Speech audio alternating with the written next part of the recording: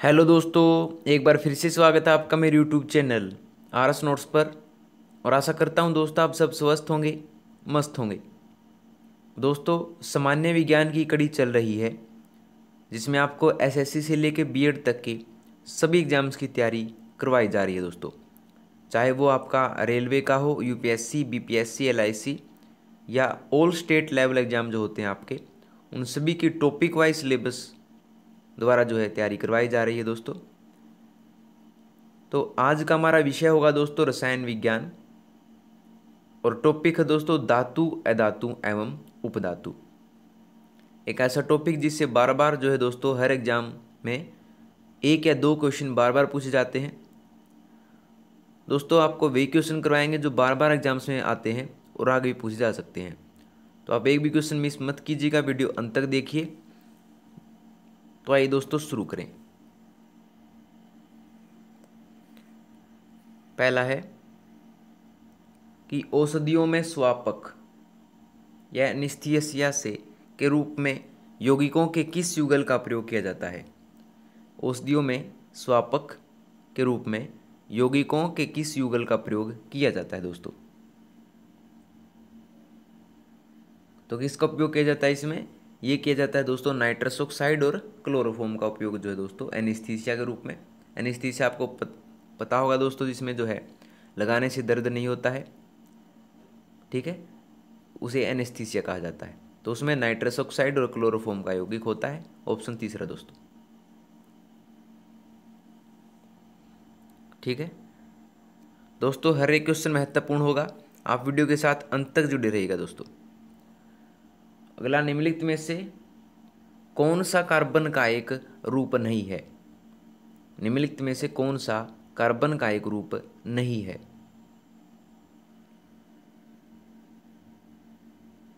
तो कार्बन का रूप नहीं है दोस्तों हेमेटाइट।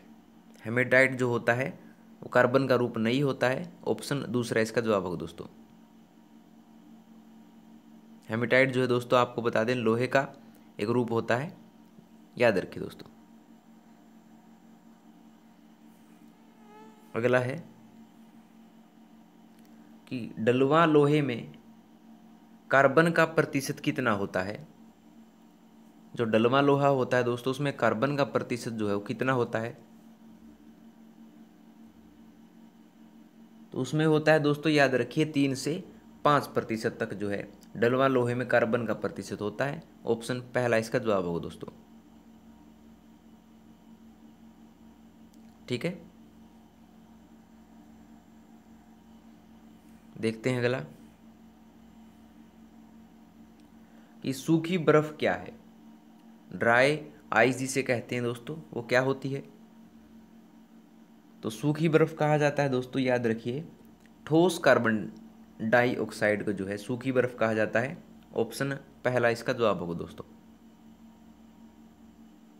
ठीक है। मोस्ट इंपोर्टेंट क्वेश्चन दोस्तों, बार बार पूछा जाता है एग्जाम्स में ये। अगला है कि जल द्वारा किसी कार्बनिक यौगिक के रासायनिक अपघटन को क्या कहते हैं? जल द्वारा किसी कार्बनिक यौगिक के रासायनिक अपघटन को क्या कहते हैं? तो ये कहा जाता है दोस्तों, याद रखिए, जल अपघटन उसे कहा जाता है दोस्तों। ऑप्शन तीसरा,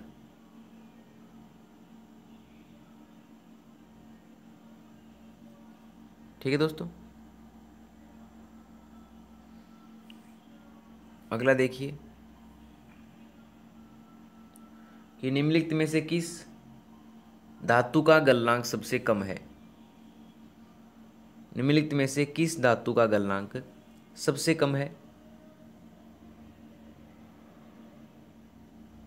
तो सबसे कम गलनांक होता है दोस्तों ऑप्शन तीसरा, पारद का या मरकरी का जो है दोस्तों सबसे कम गलनांक होता है। ऑप्शन तीसरा इसका जवाब होगा दोस्तों।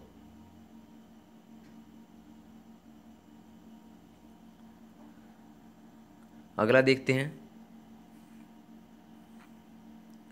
कि गैसों के गतिक सिद्धांत के अनुसार परम शून्य के ताप पर गैस अणु कैसे हो जाते हैं?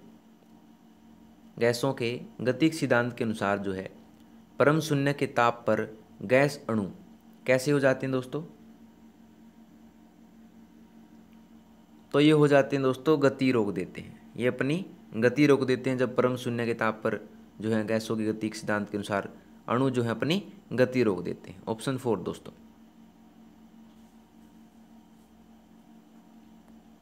ठीक है,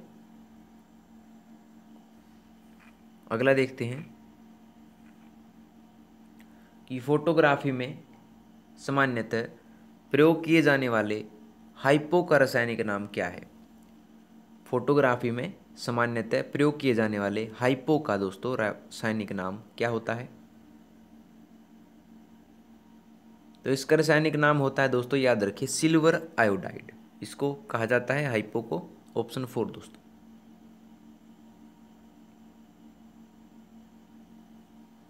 ठीक है, अगला देखते हैं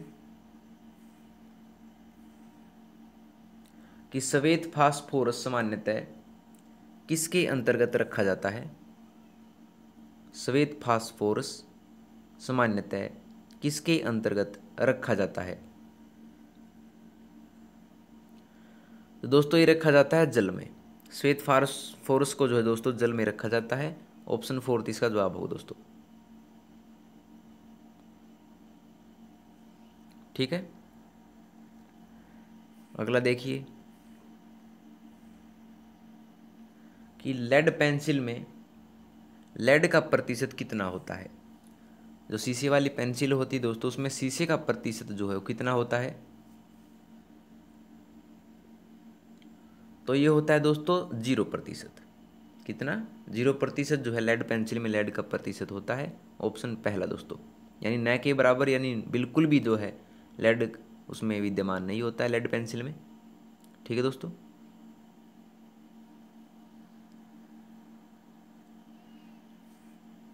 चलते हैं अगले पर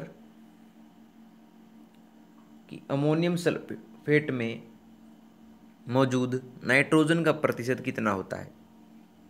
अमोनियम जो सल्फेट होता है उसमें मौजूद नाइट्रोजन का प्रतिशत जो है वो कितना होता है?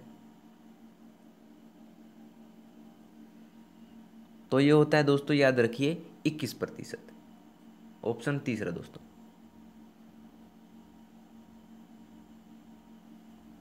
ठीक है, चलते हैं अगले पर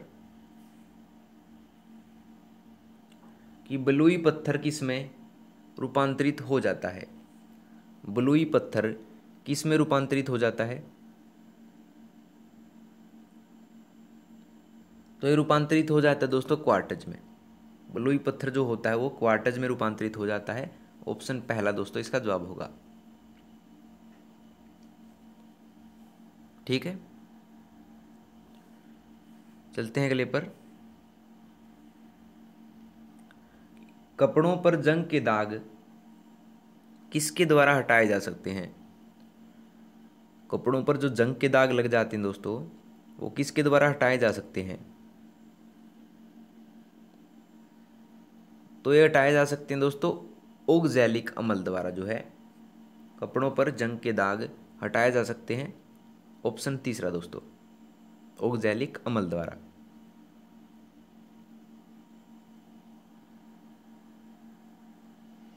अगला है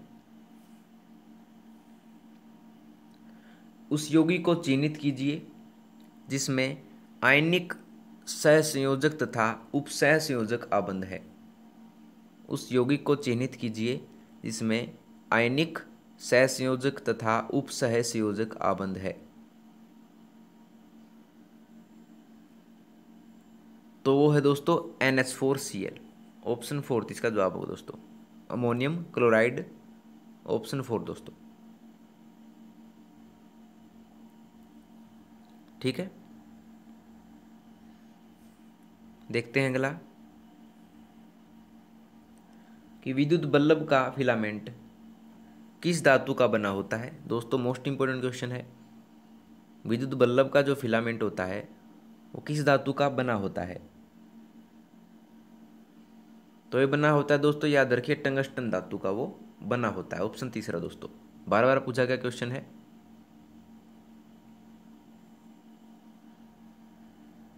ठीक है, देखते हैं अगला कि 14 कैरेट स्वर्ण की शुद्धता है। 14 कैरेट स्वर्ण की शुद्धता कितने प्रतिशत होती है 14 कैरेट में? ये होती है दोस्तों, याद रखिए 58.4%। ये होती है ऑप्शन तीसरा इसका जवाब होगा दोस्तों। ठीक है, अगला देखते हैं कि स्टील रबर से अधिक प्रत्यास्थ है, क्योंकि स्टील रबर से जो है दोस्तों अधिक प्रत्यास्थ होता है। क्यों होता है? क्योंकि जो है स्टील को अधिक विरूपण बल चाहिए, इसके कारण से जो है स्टील रबर से अधिक प्रत्यास्थ होता है दोस्तों। ऑप्शन तीसरा इसका जवाब होगा। ठीक है, ऑप्शन तीसरा दोस्तों। चलते हैं अगले पर। निम्न में से कौन सा तत्व सर्वाधिक विद्युत ऋणात्मक है? निम्न में से कौन सा तत्व जो होता है वो सर्वाधिक विद्युत ऋणात्मक होता है? तो ये होता है दोस्तों, याद रखिए फ्लोरीन। फ्लोरीन जो है दोस्तों वो सर्वाधिक विद्युत ऋणात्मक होता है। ऑप्शन 4 दोस्तों। ठीक है, अगला देखते हैं कि किसी एशक को वायु की अनुपस्थिति में उसे गलन बिंदु से कम ताप तक गर्म करने को क्या कहते हैं? किसी एशक को वायु की अनुपस्थिति में उसे गलन बिंदु से कम ताप पर तक गर्म करने को क्या कहा जाता है? तो ये कहते हैं दोस्तों निस्तापन उसे कहा जाता है। ऑप्शन पहला दोस्तों इसका जवाब होगा।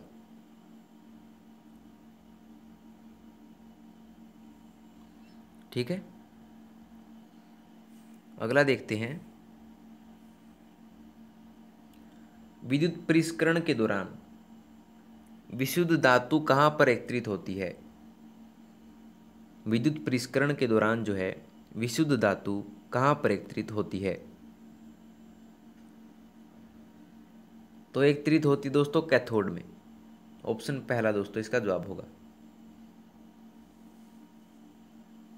ठीक है, अगला देखिए कि विद्युत लेपन के लिए सामान्यतः प्रयोग की जाने वाली धातुएं कौन सी हैं? विद्युत लेपन के लिए सामान्यतः प्रयोग की जाने वाली धातुएं होती हैं दोस्तों, ये होती हैं ऑप्शन दूसरा क्रोमियम, कॉपर और निकेल। ऑप्शन दूसरा इसका जवाब होगा दोस्तों।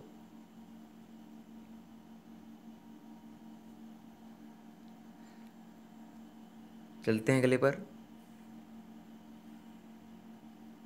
कि लोहा इससे निकाला जाता है। लोहा दोस्तों किससे निकाला जाता है? तो ये निकाला जाता है दोस्तों हेमेटाइट द्वारा। जो है हेमेटाइट से जो है लोहा निकाला जाता है। ऑप्शन दूसरा दोस्तों।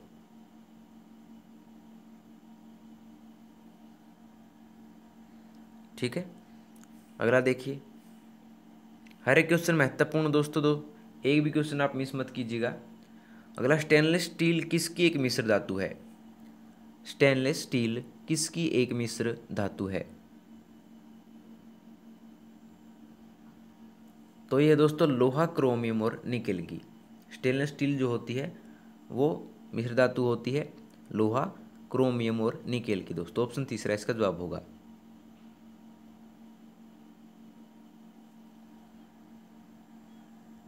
ठीक है, अगला, अर्धचालक पदार्थ कौन से हैं? अर्धचालक पदार्थ कौन से हैं? तो अर्धचालक पदार्थ होते हैं दोस्तों, ये होते हैं सिलिकॉन तथा जर्मेनियम जो है अर्धचालक पदार्थ होते हैं। ऑप्शन 4 दोस्तों।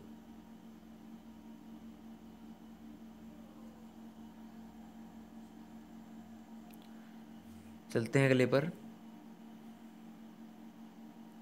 कि लोहे की रेलों के टूटे हुए टुकड़ों और मशीन के भागों की वेल्डिंग में निम्नलिखित में से किसका प्रयोग किया जाता है? लोहे की रेलों के टूटे हुए टुकड़ों और मशीन के भागों की वेल्डिंग में निम्नलिखित में से किसका प्रयोग किया जाता है?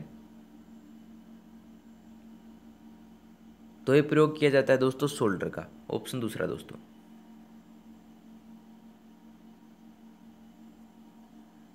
ठीक है, बढ़ते हैं अगले पर कि सोडियम वास्प लैंप जो है पीले रंग के साथ जलते हैं, इसका कारण क्या होता है? सोडियम वास्प लैंप जो है पीले रंग के साथ जलते हैं, तो इसका कारण होता है दोस्तों, ये होता है ऑप्शन तीसरा, पीला रंग उत्सर्जित करने के लिए सोडियम का उद्रपातन। इसका कारण है दोस्तों पीला रंग उत्सर्जित करने के लिए सोडियम का उद्रपातन। इसके कारण से जो है सोडियम वास्प लैंप पीले रंग के साथ जलते हैं दोस्तों, ऑप्शन तीसरा।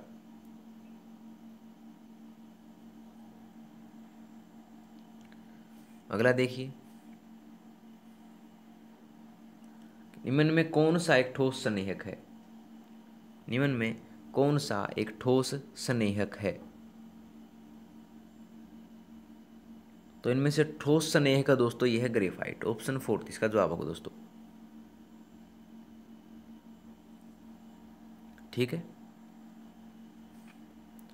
अगला देखिए, ग्रेफाइट में परतों को एक दूसरे से मिलाकर रखा जाता है, क्यों, किसके द्वारा रखा जाता है ग्रेफाइट में परतों को एक दूसरे से मिलाकर? ये होता है वॉन्डर वॉल्स बलों द्वारा जो है ग्रेफाइट में परतों को एक दूसरे से मिलाकर रखा जाता है, ऑप्शन पहला दोस्तों।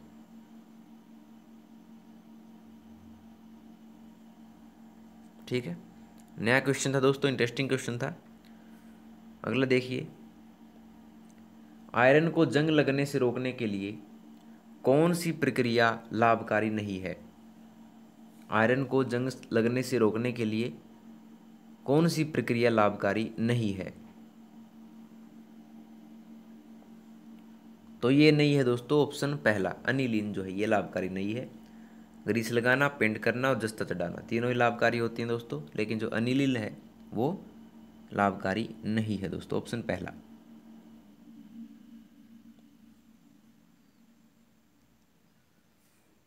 बढ़ते हैं अगले पर, अमलगम मिश्र धातु है जिसमें आधार धातु कौन सी होती है?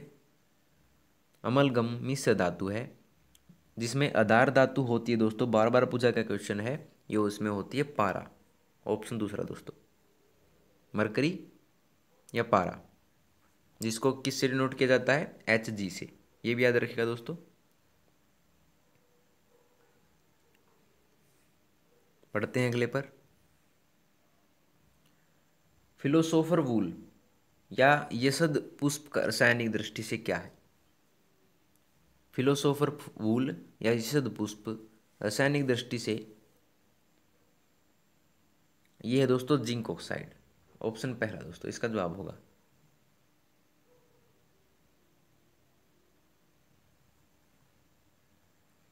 ठीक है, अगला देखिए, रात को पेड़ के नीचे सोने की सलाह नहीं दी जाती क्योंकि तब इससे, रात को पेड़ के नीचे सोने की सलाह नहीं दी जाती क्योंकि, क्योंकि जो है दोस्तों कार्बन डाइऑक्साइड का मोचन होता है, क्योंकि रात में जो है दोस्तों, रात को पेड़ जो है कार्बन डाइऑक्साइड का मोचन करते हैं, उनको छोड़ते हैं, इसलिए जो है रात को पेड़ के नीचे सोने की सलाह नहीं दी जाती दोस्तों, ऑप्शन तीसरा। बार बार पूछा गया क्वेश्चन था ये। अगला है, हास्य गैस का रासायनिक स्वरूप क्या है? दोस्तों मोस्ट इंपोर्टेंट क्वेश्चन है, हास्य गैस का रासायनिक स्वरूप क्या है? तो ये है दोस्तों नाइट्रस ऑक्साइड, ऑप्शन तीसरा दोस्तों, N2O जिसे कहा जाता है, N2O। ठीक है दोस्तों, अगला देखिए,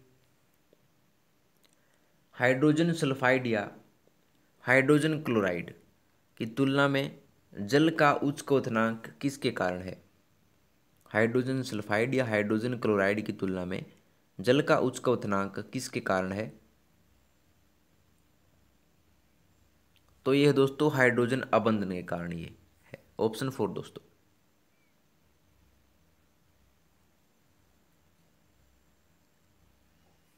बढ़ते हैं अगले पर। ये गाय के दूध का रंग थोड़ा पीलापन किसी उपस्थिति के कारण होता है। मोस्ट इंपॉर्टेंट क्वेश्चन है। गाय के दूध का रंग आपने देखा होगा दोस्तों, थोड़ा उसमें पीलापन आपको दिखेगा, तो किसकी उपस्थिति के कारण होता है?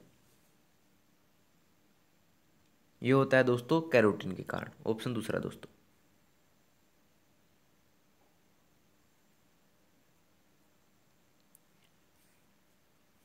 चलते हैं अगले पर कि क्लोरीन क्या है।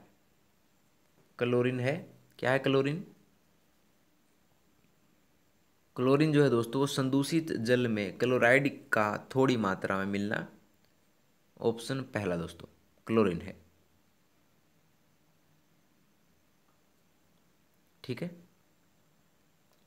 आपने देखा होगा दोस्तों कई बार जो कुओं में क्लोरीन की बूंदें डाली जाती हैं, नीली स्याही जिसे कहा जाता है, जिसके कारण से जो जल होता है दोस्तों वो शुद्ध हो जाता है।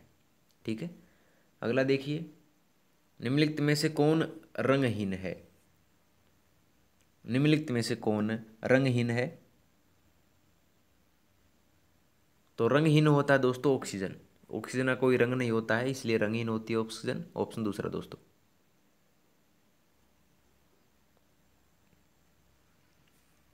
अगला है कि सहसंयोजक यौगिकों के बारे में कौन सा सही नहीं है?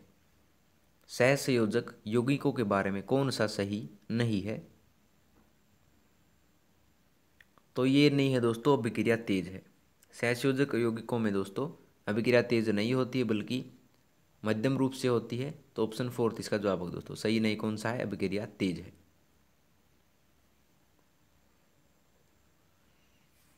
बढ़ते हैं अगले पर। फ्लूरीन एक नया खोजा गया क्रिस्टलीय कार्बन अपरूप है। इसके कितने परमाणु होते हैं? फ्लो फ्लोरीन जो है दोस्तों एक नया खोजा गया क्रिस्टलीय कार्बन अपरूप है। इसके क्या होते हैं? ये होते हैं दोस्तों 60 कार्बन परमाणु होते हैं इसके, ऑप्शन तीसरा दोस्तों।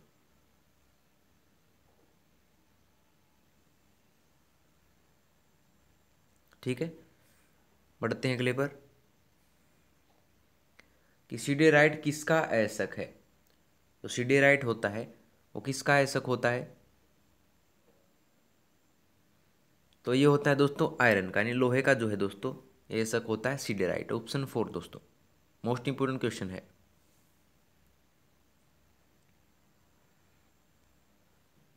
बढ़ते हैं अगले पर कि वायुमंडल में कौन सी गैस जो है पराबैंगनी किरणों का अवशोषण कर लेती है? वायुमंडल में कौन सी गैस जो है पराबैंगनी किरणों का अवशोषण कर लेती है? तो इस गैस का नाम है दोस्तों ओजोन, ऑप्शन पहला दोस्तों। ओजोन जो है दोस्तों O3 के रूप में इसको दर्शाया जाता है, ऑप्शन पहला दोस्तों। ठीक है, अगला देखिए कि शुष्क बर्फ किसका ठोस रूप है? शुष्क बर्फ जो होती है वो किसका ठोस रूप होती है? तो ये होती है दोस्तों कार्बन डाइऑक्साइड का, ऑप्शन दूसरा दोस्तों। ठोस कार्बन डाइऑक्साइड जो होती है उसको शुष्क बर्फ कहा जाता है। अगला देखिए, मरकरी क्या है? मरकरी एक धातु है दोस्तों या अधातु है? ठोस है या द्रव है, बताइए। तो मरकरी जो होती है दोस्तों आप याद रखिए ये द्रव धातु होती है, ऑप्शन दूसरा दोस्तों। द्रव अवस्था में पाई जाती है और ये धातु होती है। अगला देखिए कि किसकी उपस्थिति के कारण चूने का पानी वायु में रखने पर दूधिया हो जाता है? किसकी उपस्थिति के कारण जो है चूने का पानी वायु में रखने पर दूधिया हो जाता है? तो ये हो जाता है दोस्तों कार्बन डाइऑक्साइड की उपस्थिति के कारण ये दूधिया हो जाता है दोस्तों, ऑप्शन पहला।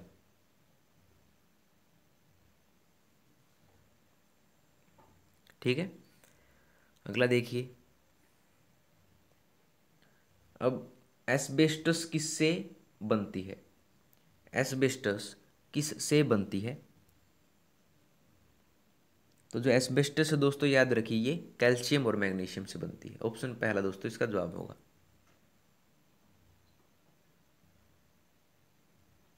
ठीक है, अगला देखिए कि हीलियम से भरा गुब्बारा वायु में उड़ने लगता है क्योंकि। हीलियम से भरा गुब्बारा जो है दोस्तों वायु में उड़ने लगता है, क्यों उड़ने लगता है? क्योंकि हीलियम का घनत्व जो है दोस्तों वायु से कम होता है। ऑप्शन तीसरा दोस्तों इसका जवाब होगा। मोस्ट इंपोर्टेंट क्वेश्चन दोस्तों, बार बार एग्जाम्स में आता है ये। अगला है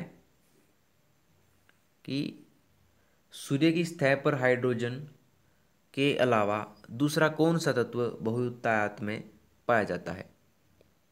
सूर्य की सतह पर हाइड्रोजन के अलावा दोस्तों वो पाया जाता है, याद रखिए, हीलियम। ऑप्शन पहला दोस्तों।